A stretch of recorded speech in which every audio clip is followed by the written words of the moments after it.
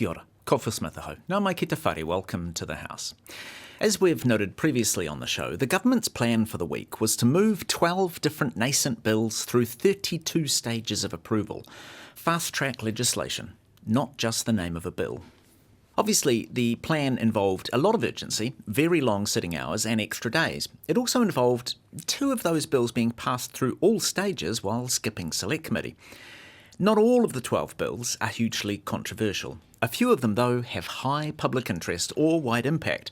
And one of those bills is the Crimes Amendment Bill. The Minister in charge is Paul Goldsmith.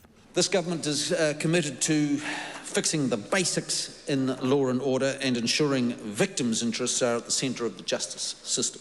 A vital part of that is making sure criminals face real consequences for crime.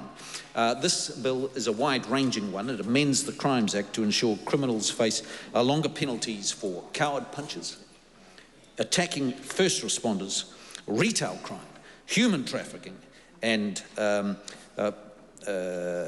further retail crime. The government has been very busy on bills related to crime and punishment.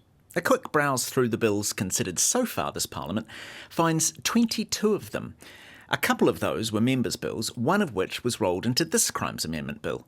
And despite all of those crimes bills, this bill is still a jumble of provisions. Ginny Anderson.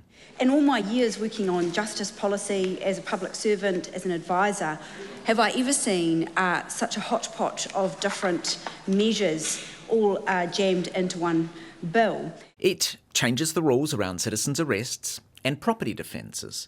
It changes offences and penalties around people trafficking, people smuggling and slavery. It creates new offences for assaults on first responders or corrections officers, new offences for punching someone in the head or neck if they don't see it coming, and also to undertake theft in a, and I quote, offensive, threatening, insulting or disorderly manner.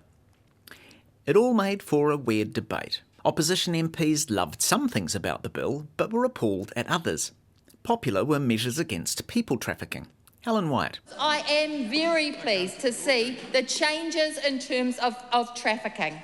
Those are really good changes. Less popular were new allowances for citizens' arrest and the holding of arrestees. Ginny Anderson. So the dangerous ones that we like the least is the citizens' arrest provision. And the reason we say that is because the police themselves say that this is dangerous. Officials both from the Ministry of Justice and from police have warned the government that this is a dangerous piece of legislation.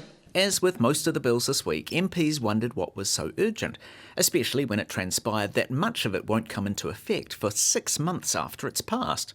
On the government side, MPs gave very short speeches indeed, mostly on being hard on crime or focusing on victims. Rena Nakle. What saddens me to my core is that we're having philosophical conversations across the House about the use of urgency. There's urgency for victims, Madam Speaker, and that's the reason why this bill is what it is, and that's the reason why we're talking about it in urgency, because to us, the rights of victims and protecting them is absolutely urgent. I commend this bill to the House. And yes, that was the entire speech, in a slot that allows 10 minutes.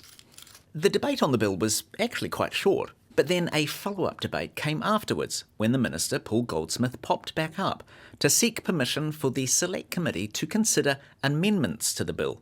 Quite a lot of amendments, and to a bill that was only introduced on Tuesday. As you might imagine, opposition MPs had things to say.